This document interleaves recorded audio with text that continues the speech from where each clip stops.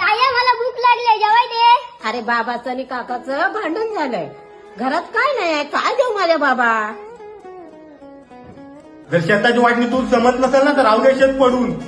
कुणी त्याच्यात पाऊल ठेवायचं नाही. माझ पण काय तेवढी शेताची खाज नाही, राहू दे शेत पडून. पण आजपासून तू पण वेगळा, मी पण वेगळा. वाट दिसू दे गा देवा, वाट दिसू दे. ठीक आहे, मेलास तू आजपासून माझ्यासाठी तुला भाव पण म्हणणार नाही. अरे जा रे, तुला तर मी मैदानात पण येणार नाही. दादा, मला तुझ्याशी बोलायचं आहे.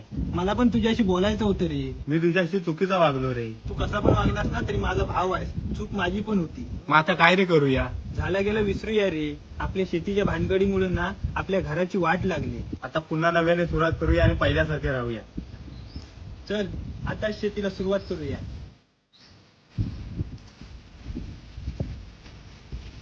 आजपासून या मातीची शपथ, शेती टाकायची नाही, राखायची आपण.